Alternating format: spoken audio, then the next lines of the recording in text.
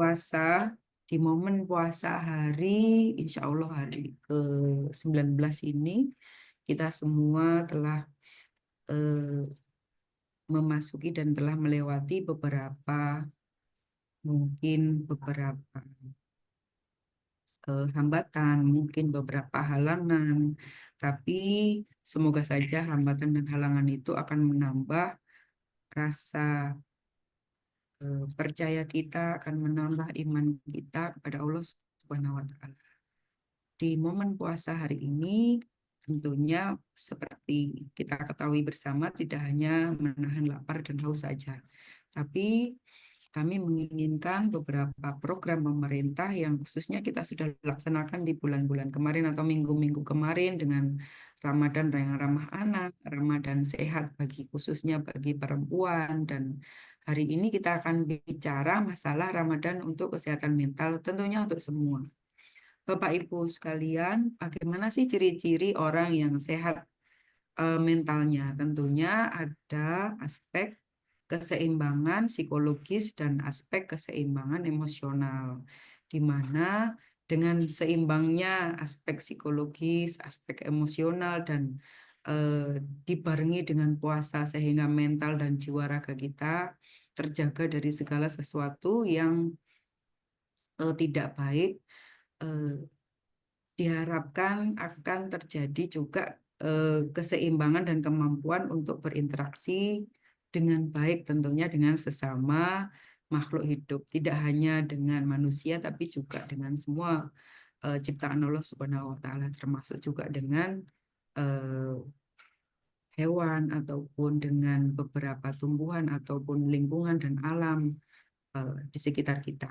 Bapak Ibu sekalian, beberapa gangguan kesehatan yang mungkin dirasakan, ada kecemasan, ada kekhawatiran, ada depresi mungkin, atau mungkin yang lebih ini ya, yang agak meningkat lagi ada gangguan bipolar, skizofrenia, bahkan mungkin gangguan kepribadian yang dialami oleh panjenengan semua, sadar ataupun tidak, itu harusnya dilakukan asesmen terlebih dahulu. Nah, narasumber kita pada pagi hari ini akan mengupas habis nih tentang beberapa gangguan kesehatan mental yang mungkin terjadi terhadap orang-orang terdekat kita ataupun orang-orang di sekitar kita. Harapannya dengan adanya deteksi dini, dengan adanya awareness secara dini, panjenengan semua akan mampu memberikan bantuan seperlunya, memberikan bantuan yang secepatnya terhadap kasus-kasus yang terjadi di lingkungan panjenengan semua sehingga tidak terjadi penyimpangan-penyimpangan yang mengakibatkan bertambahnya gangguan mental yang dialami oleh orang-orang di sekitar kita ataupun orang-orang terdekat kita.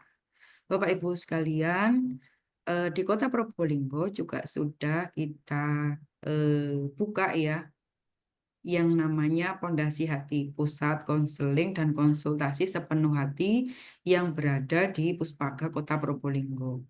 Apakah layanan ini gratis? Tentu saja gratis. Jadi, panjenengan yang pengen nanti dideteksi secara apa namanya secara medis, apakah terjadi gangguan kesehatan jiwa ataupun gangguan kesehatan mental, Bapak Ibu sekalian bisa datang ke Puspaga layanan kami setiap hari kerja tentunya mulai jam 8 pagi sampai pukul 3 sore. Dan semuanya gratis. Ada 4 eh, terapis di sana, kemudian ada 3 psikolog dan 2 konselor yang akan mendampingi panjenengan semua. Selain itu, saya berpesan kepada kita semua, termasuk juga saya, bahwasanya di momen Ramadan ini menjaga kesehatan mental kita itu bisa dilakukan dengan berbagai cara. Yang pertama tentunya harus berpikir positif, vibe-nya harus positif, berkumpul dengan orang-orang yang positif, dan membuat circle-circle yang positif tentunya.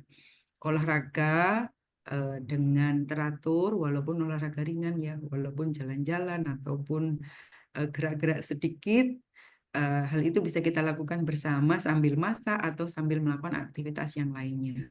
Yang kedua, tentunya konsumsi olahan-olahan yang sehat, dan seimbang. Tidak meracuni tubuh kita, tidak meracuni jiwa dan raga kita.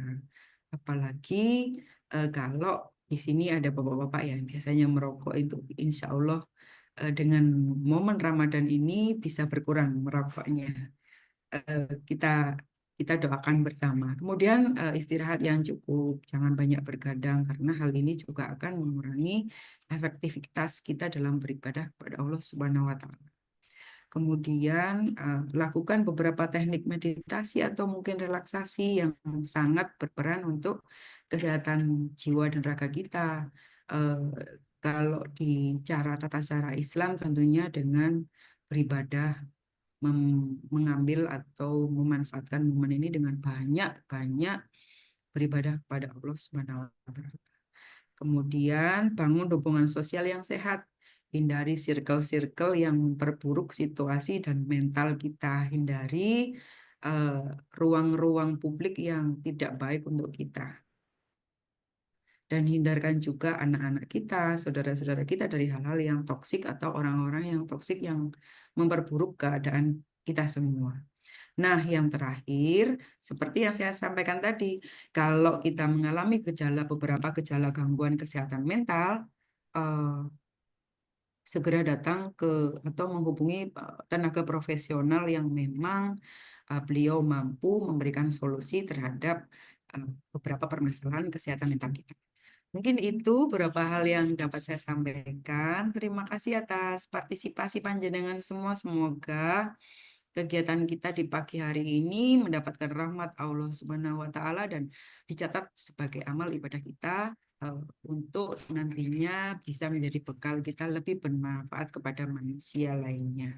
Bapak Ibu sekalian, mari kita tingkatkan kualitas puasa kita untuk lebih sehat jiwa raga dan jangan lupa happy terus dan bahagia terus. Mungkin itu beberapa hal yang dapat saya sampaikan. Terima kasih. Wabillahi taufiq walhidayah. Wassalamualaikum warahmatullahi wabarakatuh. Waalaikumsalam warahmatullahi wabarakatuh. Terima kasih banyak Bu Lucy atas sambutannya dan semoga Bu Lucy sehat selalu. Bapak Ibu, baik kita akan melakukan sesi foto bersama. Silakan untuk mengaktifkan kamera dan akan kami hitung.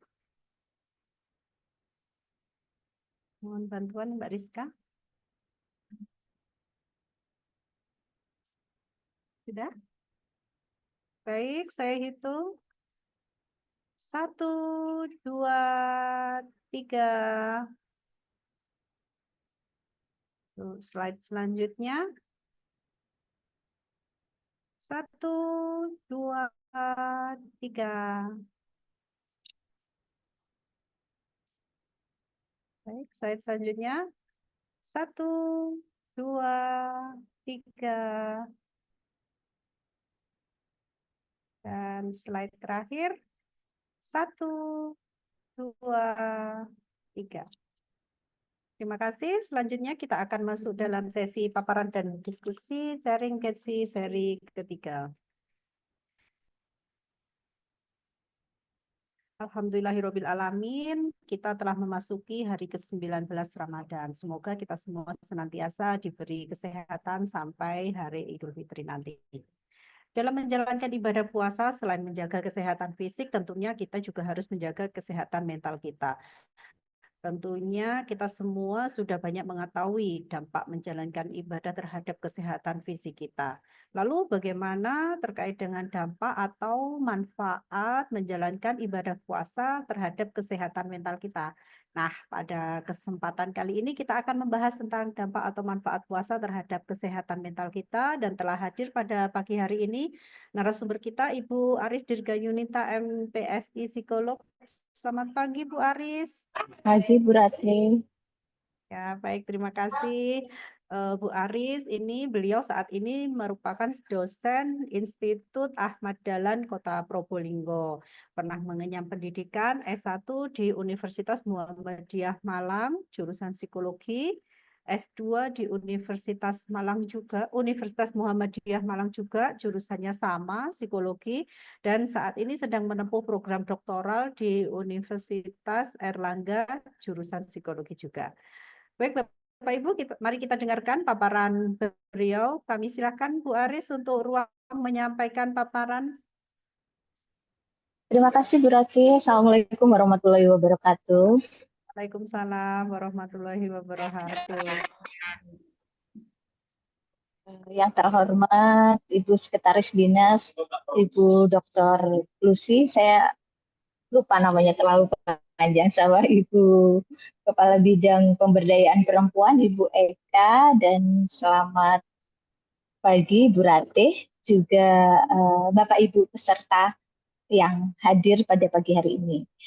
Alhamdulillah, puji syukur kita panjatkan kehadirat Allah Subhanahu wa Ta'ala atas limpahan rahmatnya dan karunia-Nya sehingga kita bisa berkumpul, bertemu pada Zoom pada pagi hari ini, yang insya Allah kegiatan kita pada pagi hari ini akan membawa dan memberikan berkah untuk kita semua. Pada kesempatan kali ini, saya Aris Dirgayunita, tadi sudah diperkenalkan oleh Ibu Rati, ingin mengajak Bapak Ibu sekalian untuk bersama-sama menggali lebih dalam tentang salah satu ataupun beberapa aspek manfaat dari ibadah puasa bagi kesehatan mental kita, baik itu secara dalam Al-Quran ataupun dari sisi psikologi. Karena pada saat menjalankan ibadah puasa ini, biasanya kita hanya fokus pada kesehatan fisik, tetapi ternyata ibadah puasa kita ini tidak hanya memberikan manfaat pada kesehatan fisik ya, tetapi juga bisa memberikan manfaat pada kesehatan psikologis kita.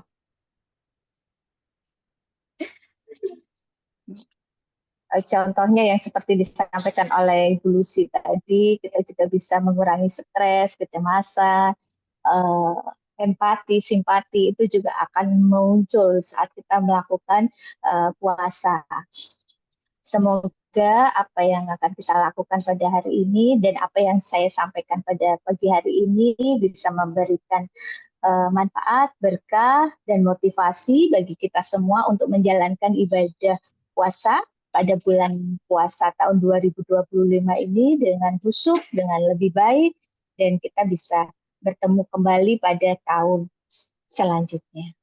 Baiklah Bapak Ibu sekalian, boleh Bu Ratih di-share untuk materinya, PPT-nya. Matur.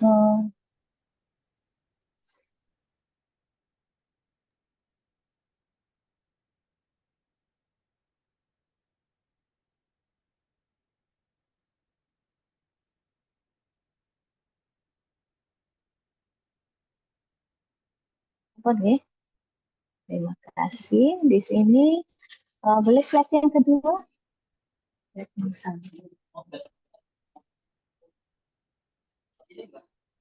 Slide yang kedua mungkin bisa dibantu saya. Di dalam Al-Quran, beberapa surat dan ayat yang terkait dengan puasa, baik itu puasa Ramadan ya, terutama seperti saat ini yang sedang kita lakukan, jalani. Di sini ada surat Al-Baqarah 2 ayat 183. Mungkin Bapak Ibu bisa, belum, jangan diganti dulu slide-nya. Ya ayyuhallazina amanu kutiba alaikumusyamu, saya nggak hafal guys. Dan artinya, hai orang-orang yang beriman, diwajibkan atas kamu berpuasa sebagaimana diwajibkan atas orang-orang sebelum kamu agar kamu bertakwa. Di sini ayat ini menekankan bahwa puasa untuk mencapai ketakwaan. Jadi secara agama kita memang ditekankan bahwa puasa ini untuk mencapai ketakwaan, ke tingkat keimanan kita kepada Allah Subhanahu wa Ta'ala. Surat yang lain ada Az-Zumar, ada Az-Ra'd, yang di situ menjelaskan juga keutamaan sabar, pahala tanpa batas bagi orang yang berpuasa, yang merupakan kunci untuk kita menjadi hidup lebih tenang, lebih ikhlas, lebih sabar, lebih bisa menjalankan kehidupan ini dengan dengan lebih baik. Sedangkan pada surat Ar-Ra'd, orang-orang yang beriman dan hati mereka menjadi tentram dengan mengingat Allah. Ingatlah, hanya dengan mengingat Allah hati menjadi tenang. Zikrullah menenangkan jiwa. Jadi jika kita melakukan ibadah, melakukan puasa, hati kita akan tenang karena kita mengingat Allah. Hal itu bisa menenangkan jiwa. Monggo lanjut Bu Ratu. Di sini dalam puasa kita dituntut untuk bisa mengendalikan diri dan disiplin, melatih diri kita menjadi bisa mengendalikan diri karena kita paham bahwa dalam puasa itu memiliki beberapa syarat. Berarti kita harus melakukan sahur dari sebelum subuh, sebelum terbit fajar, kemudian setelah terbit fajar kita sudah tidak boleh makan dan minum, kita harus menahan rasa haus, rasa lapar, berarti kan nanti siang kalau kita kerucuk-kerucuk, bunyi perutnya udah nyanyi, ya kita harus bisa mengendalikan diri itu. Saya nggak boleh makan, nggak boleh minum karena sedang berpuasa. Itu yang lebih pada terkait makan dan minum ya. Kalau untuk yang hawa nafsu yang lain kita di dalam puasa kita harus menahan emosi kita, marah kita. Kita juga tidak boleh melakukan sesuatu hal yang tidak benar. Berbohong sekalipun meskipun bukan bulan puasa Ramadan, kita juga tidak boleh melakukan hal-hal yang tidak benar. Tapi di bulan Ramadan ini kita lebih dituntut untuk lebih bisa melakukan ibadah puasa, ibadah kepada Allah ini dengan lebih baik. Karena puasa Ramadan ini dilakukan hanya 1 tahun dalam 1 kali. Jadi melatih kita untuk bisa mengendalikan diri dan lebih disiplin. Disiplin dalam artian kita makan tepat waktu, kita pun berbuka di maghrib, tidak seperti mungkin biasanya kita jika tidak puasa, kadang ya sarapan, kadang tidak, atau terburu-buru, terlambat makan dan sebagainya. Tetapi di dalam puasa Ramadan kita diajari untuk sahur, untuk makan, nanti berbuka, terkadang juga dianjurkan untuk berbuka dengan yang manis-manis.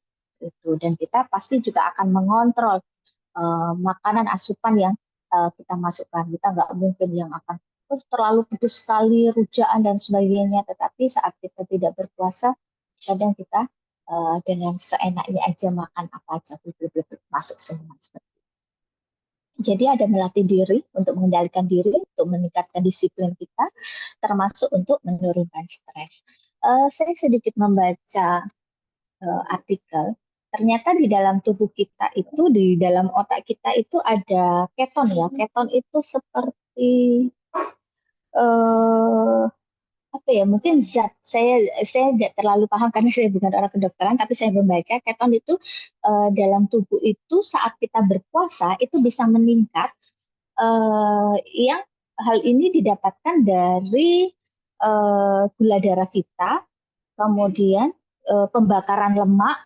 Misalkan saat kita berpuasa itu kan kita tidak melakukan makan minum ya, jadi di situ ada zat-zat atau hormon ya mungkin yang ada di dalam tubuh kita nanti yang karena kita merasa lapar tadi akhirnya gula darah itu yang terpakai, kemudian pembakaran lemak kita itu dibakar sehingga kita bisa menahan dan tidak terasa terlalu lapar ataupun haus. Nah, pembakaran lemak ini dan gula darah tadi itu bisa meningkatkan keton. Keton ini merupakan sumber energi dan mempertahankan kerja otak kita sehingga kita bisa menjadi lebih konsentrasi, lebih fokus, dan selain itu lebih pada meningkatkan kognitif kita juga. Seperti itu. Itu yang saya baca ya, artikel terkait manfaat puasa dengan kognitif, dengan otak kita. Kemudian ketika kita puasa juga ada protein saraf yang diproduksi sehingga saraf-saraf kita ini lebih tahan terhadap stres gitu. Jadi ada beberapa hormon yang diproduksi oleh tubuh kita sehingga tadi kita bisa lebih tahan terhadap stres. Mungkin juga karena kita lebih mengendalikan diri ya. Jadi diajari biar kita nggak marah-marah, biar kita nggak melakukan sesuatu yang tidak baik, sehingga hormon-hormon itu yang diproduksi oleh tubuh kita itu jadi meningkat. Eh, Slide selanjutnya, selain itu ada empati dan solidaritas sosial ya. Kita itu kan puasa menahan nafsu, nahan makan, nahan minum, sehingga kita menjadi merasa, oh ternyata orang lapar itu seperti ini ya. Oh orang yang marah itu begini, orang yang kalau udah lapar, kadang kan kita nggak bisa mikir atau pingin marah aja, tapi di satu sisi kita nggak boleh marah-marah, kita nggak boleh begini, akhirnya kan tertahan. Sehingga memunculkan empati, rasa empati kita, solidaritas kita, baik itu ke sesama, ke orang lain, atau ke diri kita sendiri. Gitu. Jadi, oh ternyata orang yang lapar itu begini, orang yang nggak beruntung itu begini. Oh, jadi saya harus bisa. Nah, itu juga menjaga hati kita, menjaga mood kita seperti itu.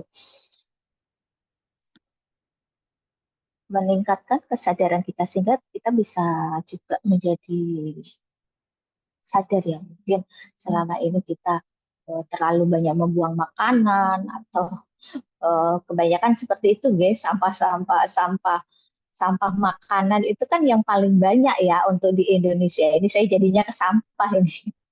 Eh, karena kadang kita kurang menyadari takaran makan kita atau kita makan terlalu berlebihan seperti itu sehingga tidak habis ya kita buang. Tetapi saat kita menjalankan puasa, ibadah puasa kita jadi paham, oh ternyata eman-eman buang-buang makanan ya, seperti itu.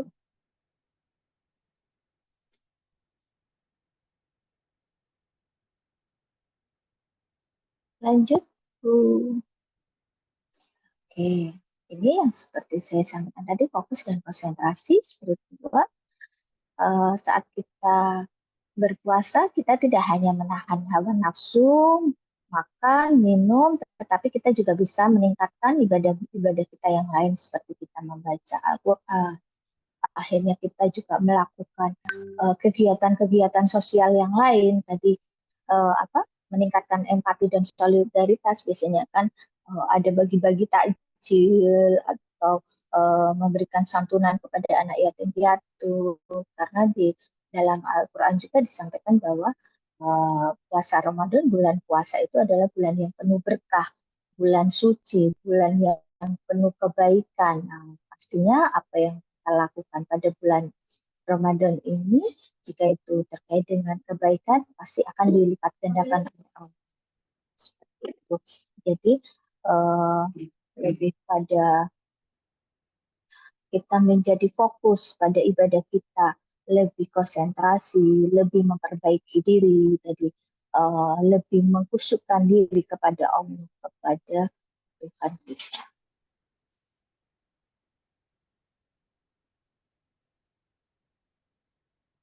Ini detoksifikasi mental dan emosional, membersihkan pikiran, puasa membantu membersihkan pikiran dari pikiran negatif. Kita enggak, karena kita tadi bisa mengendalikan diri, kita paham syarat-syarat puasa itu seperti apa sih, itu kan harus yang jelas harus sehat mental, ya, sehat jiwa mental itu bagi orang-orang yang berpuasa. Orang yang tidak sehat jiwanya, mentalnya tidak wajib, ya. Dan memang tidak diperbolehkan. Jadi kita berpuasa itu bisa membersihkan pikiran karena kita bisa mengendalikan diri tadi. Misalkan kita mau berbuat baik, nggak jadi, karena ini bulan puasa. Nanti puasaku sia-sia. Yang ada cuma haus dan lapar. Introspeksi diri, kita juga bisa menjadi lebih mengevaluasi diri kita sendiri, mengintrospeksi diri kita sendiri, merefleksikan diri kita sendiri. Tahun ini kita sudah seperti apa? Mudah-mudahan kita bisa tahun depan bertemu dengan bulan Ramadan. lagi. Itu yang pastinya yang diharapkan setiap umat manusia, diharapkan setiap Bapak Ibu. Mengurangi depresi, mindfulness, dan refleksi diri, mengurangi gejala depresi. Ciri-ciri depresi itu Bapak Ibu ada yang tahu? Mungkin Bu Rate bisa bantu jawab, atau Bapak Ibu yang lain. Apa ya ciri-ciri depresi itu? Mungkin ini Bu, apa namanya, overthinking berlebihan, bisa nggak? Bisa, itu gejala awal ya, bisa jadi yang terlalu berlebihan, berpikir kita menarik diri dari dunia sosial, itu kan ciri-ciri awal ya. Termasuk makan minum, kadang juga orang-orang depresi itu makan terlalu berlebihan, makannya kurang, bisa karena terlalu, kata Bu Rati tadi, terlalu overthinking, terlalu berpikir yang tidak-tidak, padahal belum tentu terjadi, atau dalam kenyataannya tidak seperti yang kita bayangkan. Nah, dengan puasa kita bisa mengurangi gejala itu, ya, karena kita nggak terlalu cemas, nggak terlalu berpikir berlebihan, kita bisa mengendalikan diri tadi, kemudian kita tidak hanya berpuasa, tapi ibadah kita semakin meningkat, kita sholat taraweh, sholat selain sholat 5 waktu ya, kita sholat sunnah yang lain, sholat taraweh, dan kita yang biasanya nggak tahajud jadi tahajud, karena kita harus sahur, nah seperti itu. Dan ditambah dengan sholat-sholat yang lain, mungkin duha, hajat, dan sebagainya, sholat rawatib, ya, dan sebagainya. Jadi kita jadi lebih merasa tenang, merasa yakin kepada Allah, merasa kita nggak sendiri ya. Itu kan lebih meningkatkan jiwa kita gitu. Mood kita itu jadi lebih baik, jadi lebih senang gitu. Karena kan hormon apa ya namanya, yang untuk stres itu, hormon hormon katekolamin apa ya, saya lupa namanya. Hormon ini biasanya yang menanggapi atau yang biasanya untuk mengatasi stres. Nah, kalau jiwa kita itu jadi tenang, senang, tidak cemas, nyaman gitu, damai. Nah, hormon ini akhirnya meningkat, sehingga kita bisa mengurangi stres tadi, dan itu kan tidak mengarah pada depresi. Jadi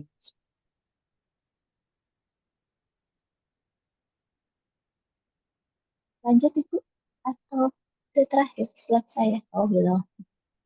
Mengurangi stres dan kecemasan ini, dengan puasa kita bisa meningkatkan endorfin ya, menstabilkan gula darah seperti yang saya sampaikan tadi, meningkatkan fungsi otak. Jadi puasa itu bisa mengurangi stres sama kecemasan karena dengan berpuasa tadi bisa meningkatkan endorfin, bisa menstabilkan gula darah, dan bisa meningkatkan fungsi otak kita. Lanjut Ibu. Jadi kesimpulannya, puasa ini merupakan terapi kesehatan mental secara Islami. Banyak beberapa penelitian yang dilakukan oleh orang luar, meskipun beberapa peneliti tersebut bukan orang Islam, tapi mereka menyampaikan bahwa ternyata puasa itu bisa menjadi terapi untuk kesehatan mental.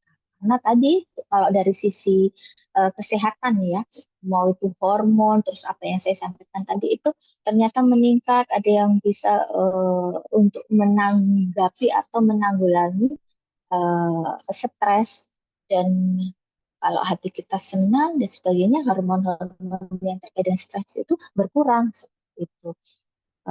Karena puasa ini adalah ibadah yang komprehensif yang memberikan manfaat baik itu pada kesehatan fisik kita maupun kesehatan mental kita.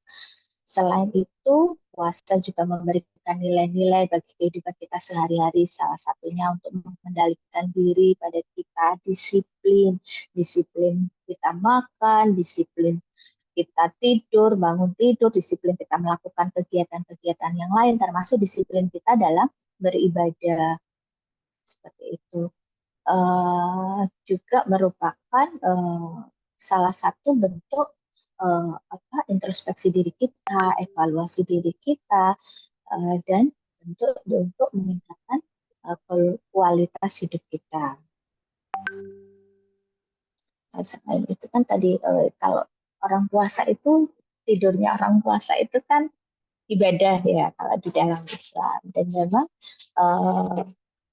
di dalam puasa itu dengan kita tidur kita aja dapat pahala seperti itu. Tetapi bukan berarti dalam dalam artian dalam satu hari dari pagi habis sahur terus sampai mau buka lagi kita tidur, ya tidak dianjurkan yang seperti itu. Tetapi misalkan di siang hari sambil menunggu setelah sholat duhur ada waktu untuk istirahat, kita istirahat. Mungkin yang biasanya eh, bukan di bulan-bulan Ramadan, di hari-hari seperti itu kita tidak puasa, tidak tidur siang, tapi kita bisa meluangkan waktu untuk tidur siang. Nah, itu kan juga berpengaruh ya. Kalau kualitas tidur kita bagus, istirahat kita juga cukup, itu juga bisa mengurangi stres bagi kita. Terima kasih banyak Bu Rate, itu yang bisa saya sampaikan. Mudah-mudahan apa yang saya sampaikan bisa bermanfaat. Mungkin kita bisa sharing-sharing terkait manfaat puasa secara psikologis itu bagaimana, atau punya pengalaman Bapak Ibu peserta, monggo. Sebelum saya akhiri, saya tutup, saya punya pantun ya. Jalan santai sambil berlari. Jika tangan kita kotor, segeralah dicuci. Embun jatuh di pagi hari, selamat menjalankan ibadah puasa di hari yang suci ini. Terima kasih banyak Bapak Ibu, Bu Rate, Bu Eka, dan Bu Lucy. Semoga puasa kita pada hari ini bisa memberikan berkah, manfaat, tidak hanya buat kita, tetapi buat orang-orang di sekitar kita juga.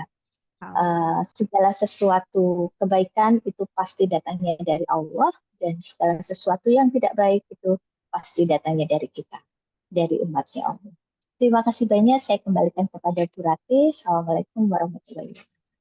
Waalaikumsalam warahmatullahi wabarakatuh. Terima kasih banyak Bu Aris atas materi dan presentasinya pada pagi hari ini.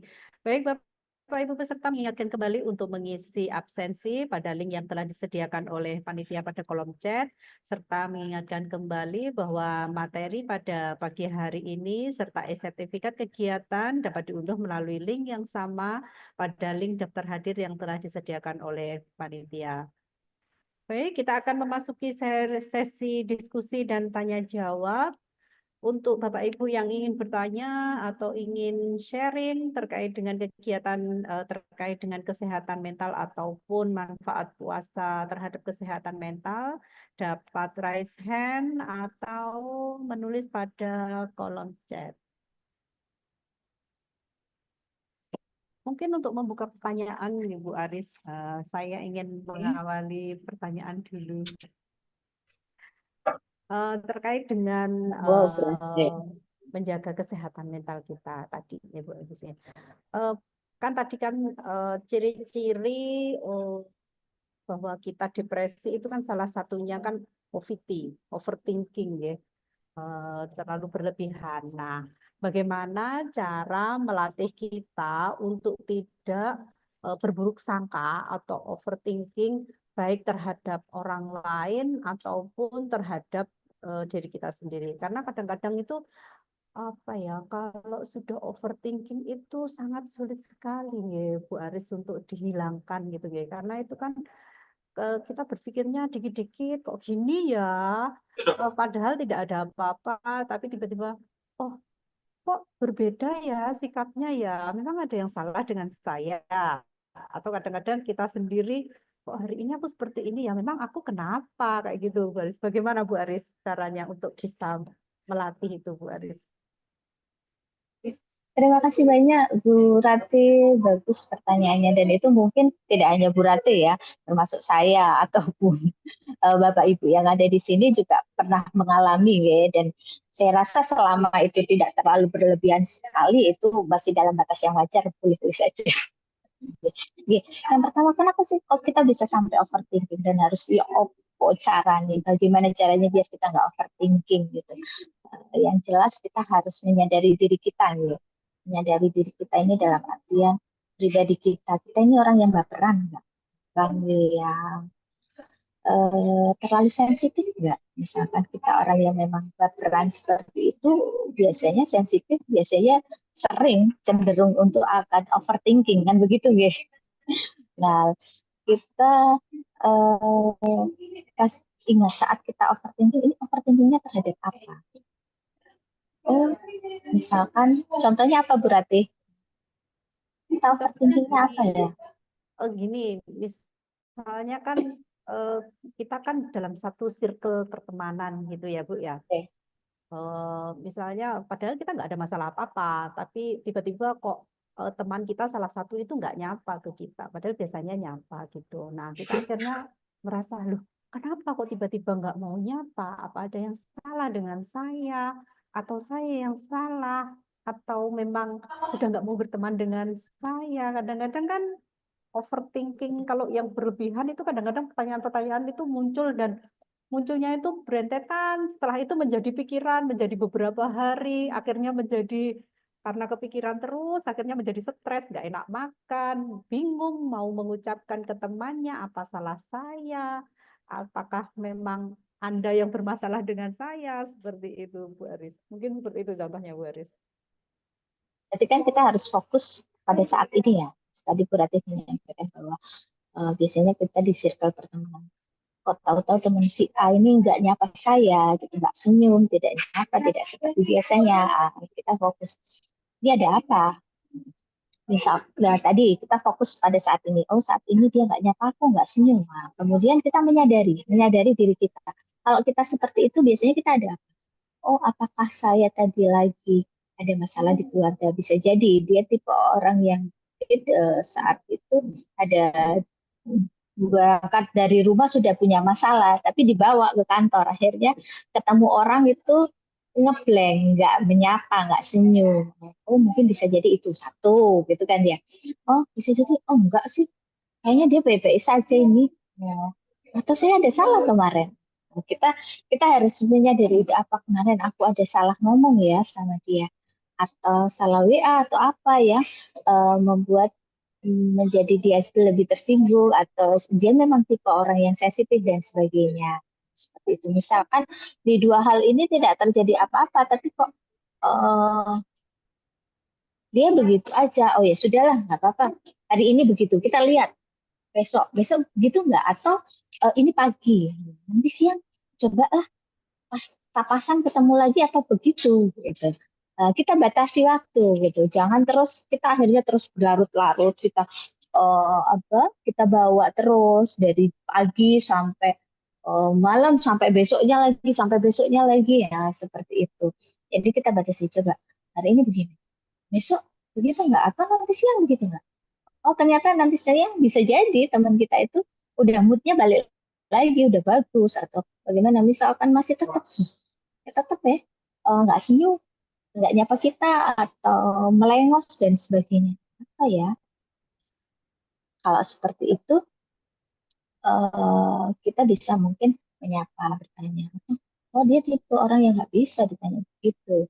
Ya, coba kita alihkan pikiran kita yang overthinking tadi, yang tidak baik tadi, alihkan dengan melakukan kegiatan yang lain, atau ya tadi berpikir bahwa mungkin dia lagi tidak enak badan, dia lagi punya masalah di rumah yang terbawa sampai ke kantor, dan saat ketemu temannya jadi eh, nggak nyapa juga, dan menjadi sikapnya tidak seperti biasanya.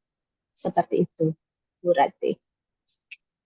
Jadi memang harus dari diri kita sendiri ya Bu Aris ya, harus Oke. menyadari dulu ya, dari kita sendiri apakah apa ya, menumbuhkan sikap-sikap positif dulu ya, Iya, pemikiran-pemikiran positif dulu pemikiran ya dari positif, diri kita. sikap positif terhadap diri kita. Iya, iya, iya. Ya. Oke.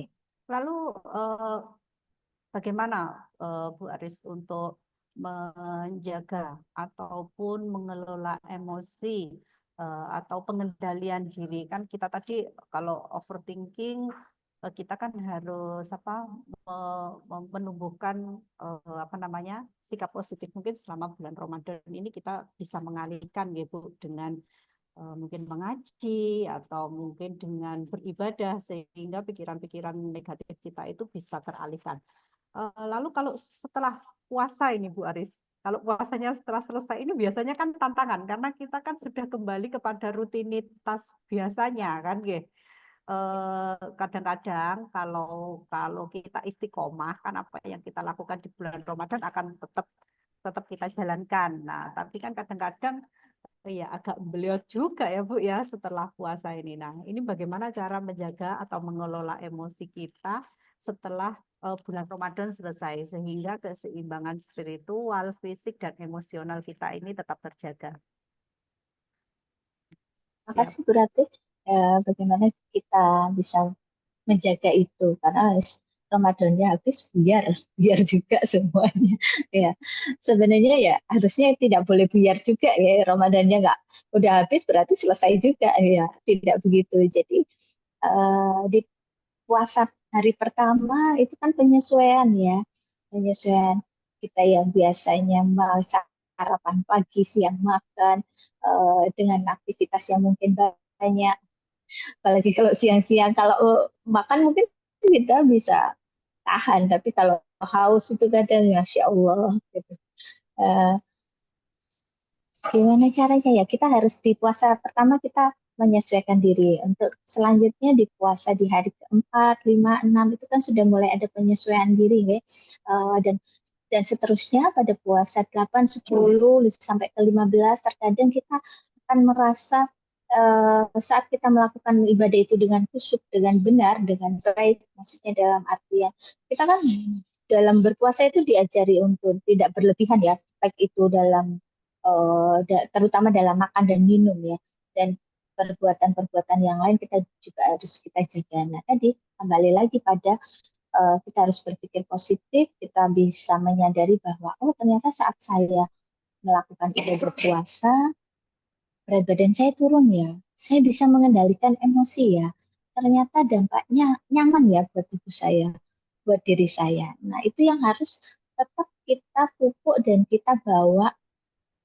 Kalau puasa ini selesai, Ramadan ini berakhir, hari raya, berarti saya bisa nggak? Saya harus bisa, kita harus tanamkan itu, saya harus bisa untuk seperti saat puasa Ramadan, meskipun kita tidak melakukan puasa, gitu. Dan di Islam itu kan puasa tidak hanya puasa Ramadan ya, sebenarnya ada puasa sunnah dalam satu minggu 2 kali, Senin Kamis, seperti itu. Ada juga puasa-puasa sunnah yang lainnya. Di situ sebenarnya kita diajari.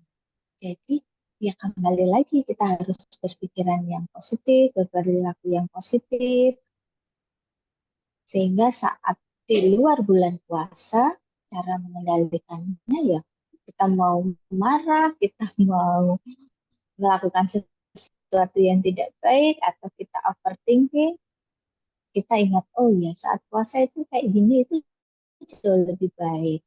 Kan lebih lebih juga kita harus mendekatkan diri pada Allah, lebih istighfar. Hal yang paling simpel itu saat kita overthinking, saran dari saya ya terapi secara Islam kita lebih lebih baik istighfar. Istighfar di sini kan apa artinya? Astagfirullahaladzim, mohon mohon ampunan ya. mohon ampun, mohon ampun kepada Allah. Setidaknya saat kita mengucapkan suatu kalimat yang baik, kita berarti mensugesti diri kita, menanamkan dalam otak kita, dalam diri kita bahwa ya Allah aku mohon ampun. Berarti di situ bahwa kita mohon ampun di sini kita mengendalikan diri, kita minta pertolongan kepada Tuhan, kepada Allah. Jadi ya memang tetap kuncinya adalah kita bisa menanamkan baik itu perilaku ataupun pikiran yang positif pada diri. Kalau dari sisi psikologi seperti itu, agar Baik, kita tidak overthinking. ya, baik. Terima kasih Bu Aris. Tadi Oke, ada yang raise sama-sama. hand dari PD Salimah Kota. Monggo Ibu, silakan. Bismillahirrahmanirrahim. Assalamualaikum warahmatullahi wabarakatuh. Waalaikumsalam Waalaikumsalam warahmatullahi wabarakatuh. Ibu, Bu Aris, kita pernah ketemu di ASA ketika pergantian ketua Masya Allah. panjenengan tidak mengenali saya, tapi insya Allah saya kenal panjenengan. Allah, saya hafal ini. Insya Allah tahu wajahnya Ibu. Saya ingat insya Allah. Kami dari PD Salimah, Ibu, ingin ada satu hal yang ingin kami tanyakan gitu. Jadi begini, insya Allah masih permasalahan yang tidak jauh dari yang ditanyakan oleh Ibu tadi itu tentang overthinking. Begini, cuma bedanya kalau ini berkaitan dengan kesehatan. Jadi ada teman kami yang mohon maaf, ini sebetulnya kalau dari sisi materi menurut saya tidak kurang, bahkan mungkin bisa dikatakan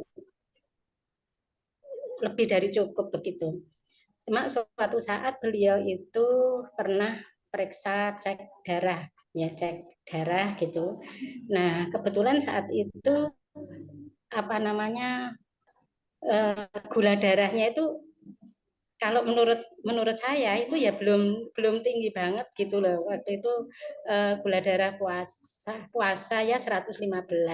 Itu yang ada di pikiran beliau bahwa aku sudah kena diabetes gitu.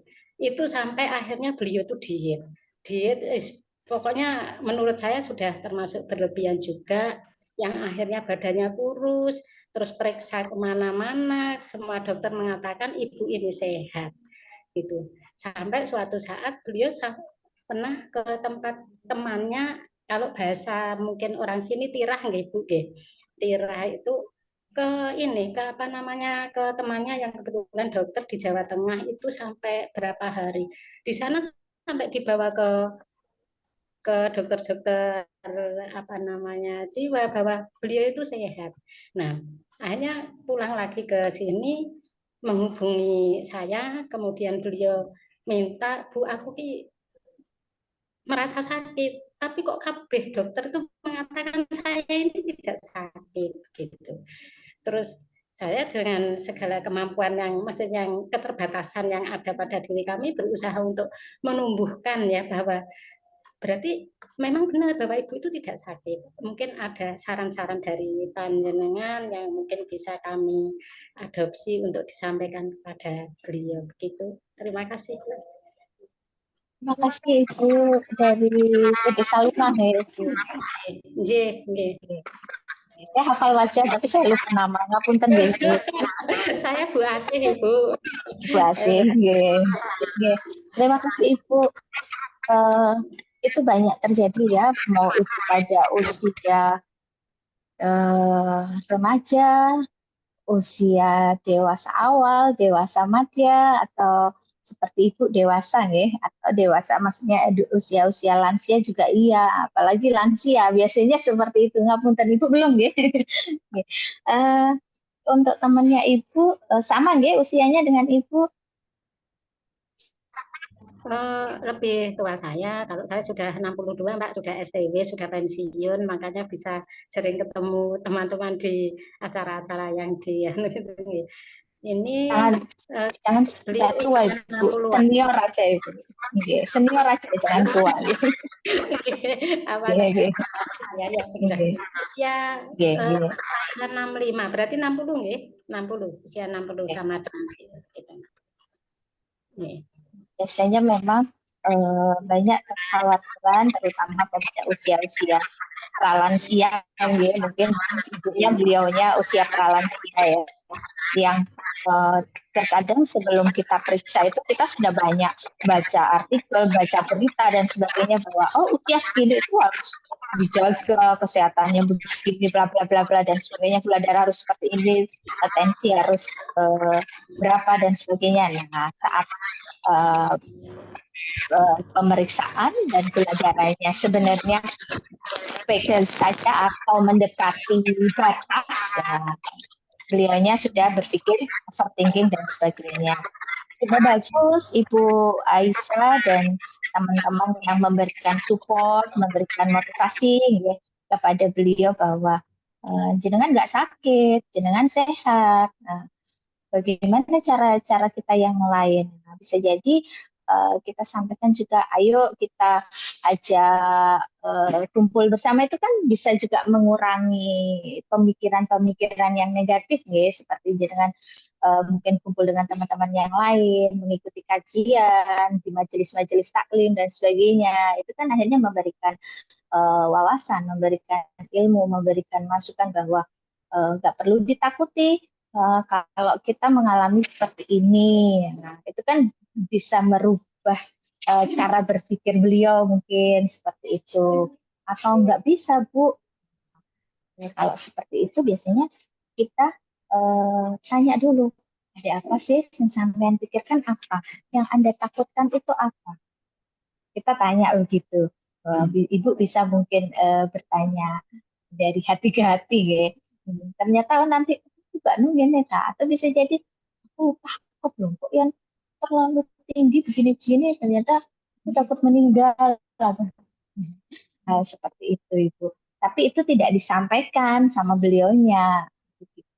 Dan itu kan dia merasa misalkan tensiku 115, bukan tensi ya, tadi gula darahnya 115, dokter bilang itu normal dengan usia beliau. Tapi dia merasa misalkan, aku rasanya lorok KB dan sebagainya, itu kan psikosomatis karena dia punya pikiran bahwa ini sudah batas ambang, ini bahaya. Sehingga apa yang dia pikirkan, nah, masuk dalam otak, saraf-saraf ini mengirim ke seluruh organ tubuhnya, sehingga dia merasa kayak lorok KB, kayak lemes, apalagi dia sudah membaca artikel misalkan diabetes itu ciri-cirinya begini, begini, begini. Akhirnya muncul lah, koyok ngantukan, iya koyok ngantukan ya. Padahal bisa jadi ngantuk dia itu bukan karena diabetes, tapi capek. Semalam ngapain? Wingi mari ngerjain opo ae. Ya, bisa jadi kan begitu. Tapi karena kita mensugesti diri kita tadi, jadinya akhirnya gejala yang kita baca tadi akhirnya terfikirkan, overthinking. Jangan sudah bagus memberikan motivasi, enggak kayak ini. Kita mungkin ajak ngobrol, apa sih yang sampai ngedeni, habis membaca apa, habis opo ae kok iso sampai takutnya begitu. Biasanya itu terjadi pada usia-usia pralansia, lansia, atau dia sudah masih punya pasangan enggak? Oh, masih ada. Anak-anaknya ada enggak? Terkadang kan anak-anak sudah pada kuliah, sudah kerja, sudah tidak ada di sekitar kita lagi, seperti itu. Sehingga kita merasa kita menjadi sendiri, tapi itu tidak kita rasakan. Begitu Ibu. Begitu Bu. Itu Dengar Ibu ya Aisyah. suara saya? Ya. Ini kebetulan memang beliau masih ada ya, apa namanya, suami Pasangan. pasangan masih ada. Untuk putra putrinya kebetulan untuk putri ada di LN gitu, kemudian untuk yang putra ada di rumah. Cuma memang kemarin sempat mengungkapkan ya, suatu saat itu sempat mengungkapkan bahwa apa namanya, ini loh Bu, anakku gak gelem sholat, kebetulan ada putranya gitu ya. Saya itu akhirnya saya kan mengira diantaranya mungkin ini gitu, diantaranya mungkin ini, anakku gak gelem sholat padahal sudah anaknya sudah dewasa. Hanya saya sampaikan bahwa doakan Bu, tetap dinasehati gitu aja. Terus kapan hari telepon lagi, Bu, badanku semakin kurus, maamku itu sudah seperti saran-sarannya tuh, maam saya sudah istilahnya sudah cukup, tapi kenapa kok saya tetap kurus gitu, terus makanan saya kemana gitu. Coba saya jawab, kepikiran, saya bilang, saya jawab gitu aja. Berarti makanan jenengan itu larinya ke kepikiran gitu. Apa ya istilahnya, apa yang saya sarankan masalah putranya untuk didoakan itu kira-kira sudah tepat belum? Apa memang harus ada cara-cara lainnya untuk bagaimana beliau supaya tidak terlalu ini ya overthinking gitulah, yang akhirnya membuat yang apa namanya tidak harus dipikirkan, tambah apa selalu istilahnya berpikir sesuatu yang belum tentu itu, seperti yang Ibu sampaikan, belum tentu itu nanti terjadi begitu loh. Itu apa maksudnya yang apa saran saya tadi itu sudah tepat atau belum, untuk nggak usah dipikir, itu makanan tuh larinya kepikiran jenengan, itu bagaimana Bu, mungkin ada cara yang pas gitu. Oke, Ibu. Apa yang disampaikan oleh Ibu itu sudah pas, sudah tepat, ya. Ya, dan kalau beliau menyatakan bahwa ya makan tapi aku tak kurus, jangan sudah menyampaikan sudah benar, ya apa ya, sudah makan benar. Nah, karena banyak pikiran sehingga tadi bisa jadi ya, saya juga nanti coba ditanyakan ke dokter. Bisa jadi ya hormon-hormon yang ada di dalam diri kita tadi akhirnya berprosesnya itu lebih kerja keras. Akhirnya energi yang terserap kan lebih banyak, sehingga makanan yang kita masukkan itu lebih cepat diurai, diproses sama hormon tersebut. Nah, jadinya bisa jadi mungkin akhirnya nggak jadi daging, kayaknya kesannya kayak kurus aja kan begitu. Dan mungkin nanti bisa ditanyakan pada dokter ya, karena saya bukan dokter. Terkait dengan putranya, tadi nggak sholat, nggak didoakan. Nah, karena usianya kan sudah usia dewasa, nggak mungkin kan kita kita marah-marahi, kita pukul dan sebagainya. Sebenarnya kalau di Islam ya harus dipukul kan gitu ya. Usia 7 tahun, 10 tahun ya, sholat itu ya harus kita pukul kan seperti itu. Tetapi kalau ada orang dewasa kita pukul gitu, yang ada nanti kita jadi bertengkar ibu dan anak. Gitu. Ya, jenengan sudah bagus, sudah benar menyarankan bahwa ya didoakan. Nah, mungkin ini bisa jadi anak itu kan dua dalam artian anak itu adalah ujian dan hadiah bagi kita sebagai orang tua.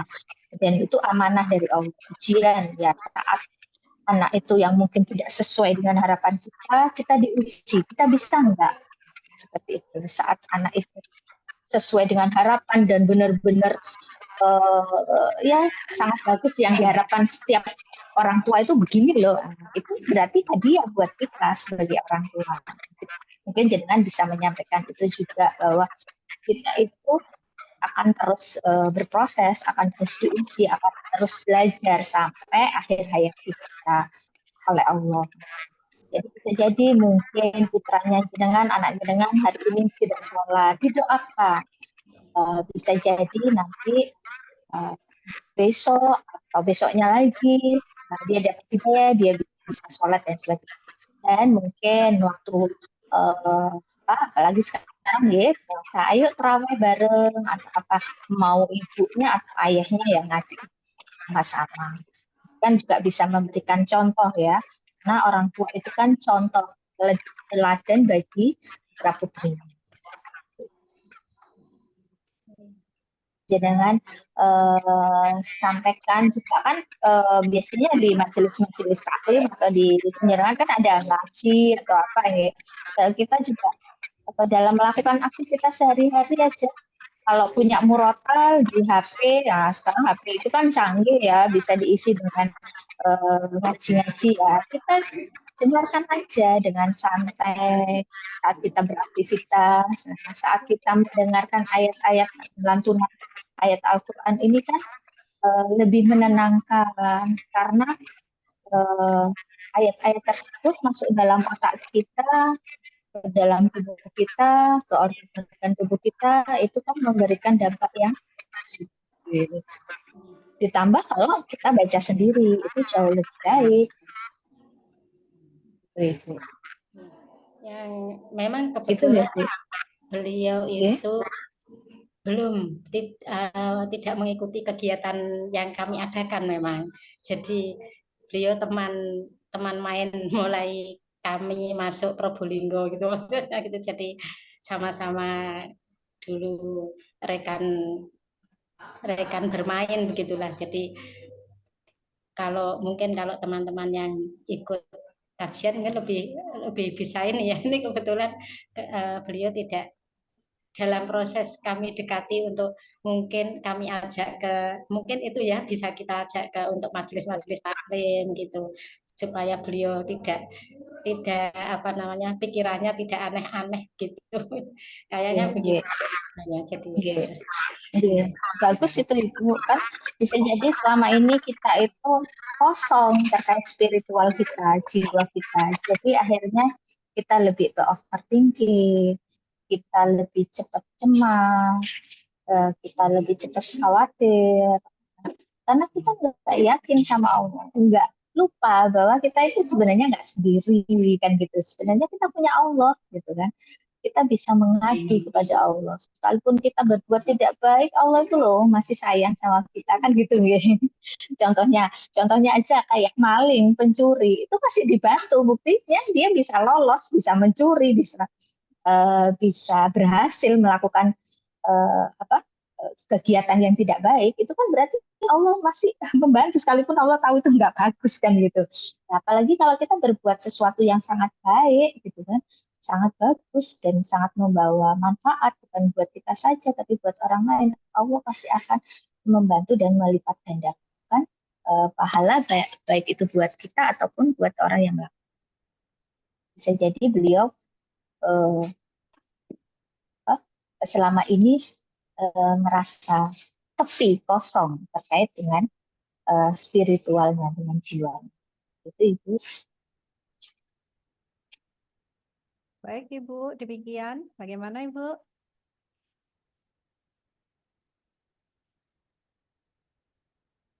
Ibu Asih, bagaimana? Terima kasih banyak Bu Ari. Insya Allah nanti saran-saran dari panjenengan akan kami tindak lanjuti. Kasihan juga ya karena apa itu bagian dari kehidupan kita nih maksudnya gitu.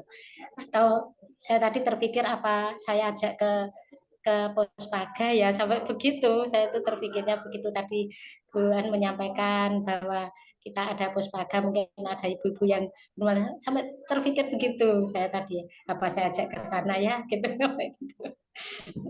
Monggo Ibu. Terkadang kita itu hanya cukup untuk didengar saja, tidak perlu ditanggapi. Kita itu kadang sudah merasa lega.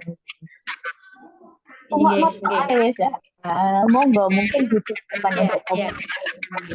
Monggo Ibu. Tadi Bu Lucy, Bu Latte sudah menyampaikan ada Puspaga dan insya Allah tidak dipungut biaya. Insya Allah nanti apa namanya mungkin setelah selesai Ramadan ini coba kamian kasihan gitu kalau kami melihatnya itu. Mudah-mudahan dengan Ibu men-sharekan seperti ini bukan menyampaikan sesuatu yang jelek dari beliau, tetapi bisa memberikan kebaikan dan manfaat untuk beliau dan untuk kita semua.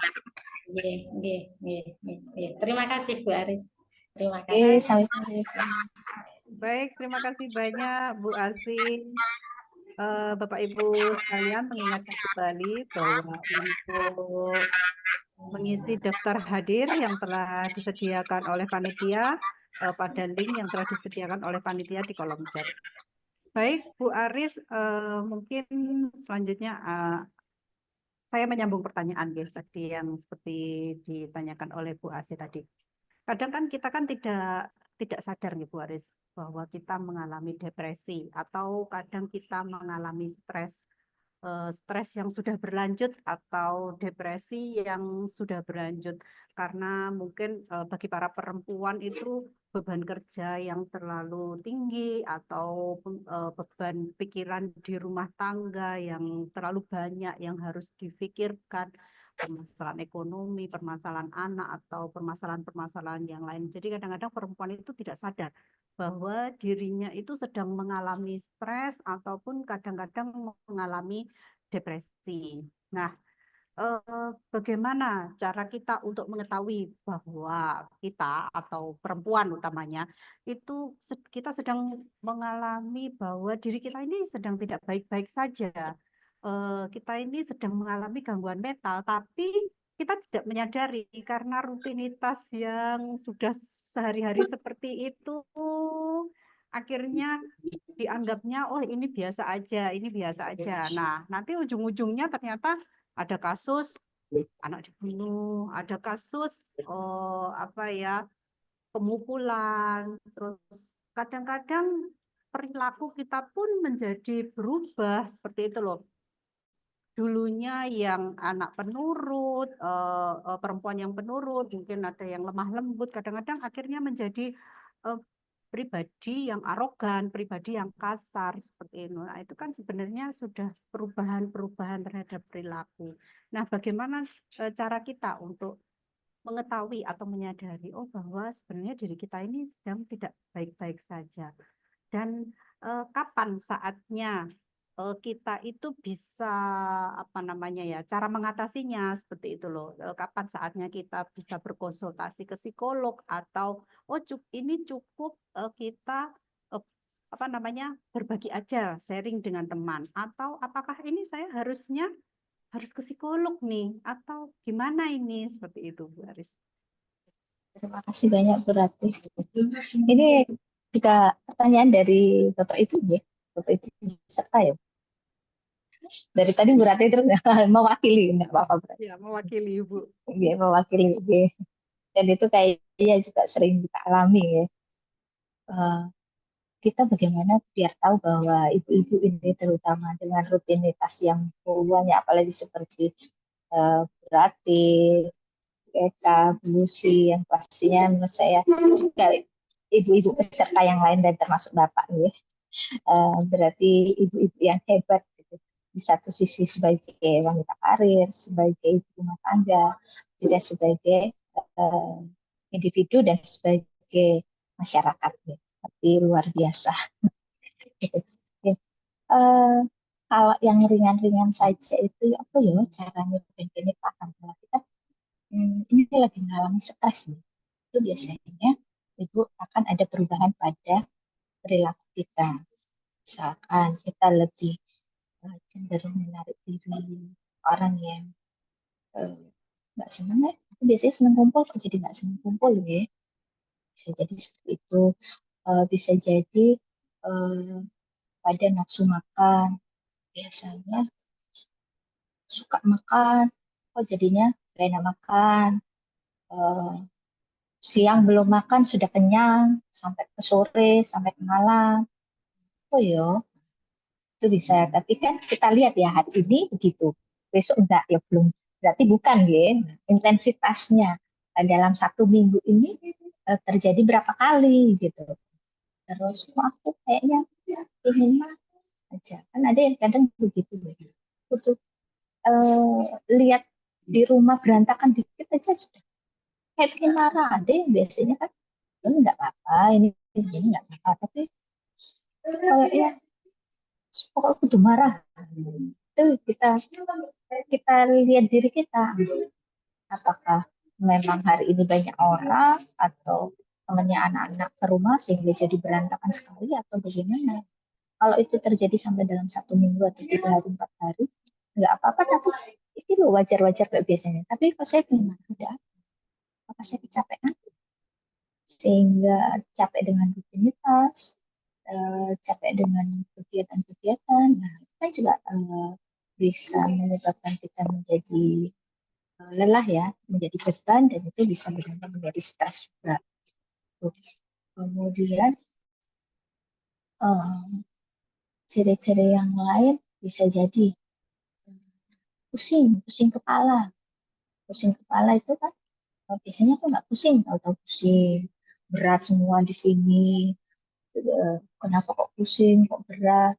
Ternyata di tensi terlalu rendah darahnya atau terlalu tinggi. Itu kan juga termasuk gejala ya, ciri-ciri dari fisik tubuh ya, menunjukkan kamu capek, kamu lelah, kamu lagi stres nih, harus istirahat, harus kalau anak sekarang bilangnya healing ya, atau memberi waktu kepada diri sendiri, me time seperti itu. Oh, mungkin aku lagi capek ini, lagi ini. Sehingga respon tubuh tadi yang tensinya terlalu tinggi, yang tensinya terlalu rendah, atau batuk-batuk, atau tahu-tahu sakit perut, misalkan diare. Oh ya, kok aku bolak-balik. Tadi padahal nggak makan pedas, nggak rujaan, atau nggak salah makan, tapi kok moro-moro aku diare. Itu juga bisa menunjukkan apa, gejala awal ya. Atau sering sariawan, bisa dia kekurangan vitamin C, atau lagi banyak pikiran, itu juga berpengaruh. Sakit gigi, nggak biasa sakit gigi, tahu-tahu sakit gigi, apakah memang ini gigi berlubang atau memang tadi. Kemudian akhirnya asam lambung, mah, nyeri ya perut saya. Itu secara fisik deh, gejala-gejala secara fisik. Kalau yang secara psikologis tadi, kumpul sama temen aku kok malas nggak sempat ini ya, ini bukan karena nggak kayak biasanya, atau kita lebih cenderung menarik diri, terus jadi ingin marah-marah atau malas melakukan segala sesuatu tuh malas, atau lopong-lopong malas, inginnya tidur aja, atau menghindari sesuatu hal. Itu juga ciri-ciri awal. Mungkin yang katanya Bu Rati tadi, kita tidak menyadari itu, gitu. Tapi terjadi, gitu ya Bu Rati. Ya, betul. Gitu. Nah, kalau sudah seperti itu, ya kita harus, ini kayaknya aku kecapean, ini kayaknya aku stres. Aku mau apa? Yang katanya, nah sekarang itu me time gitu.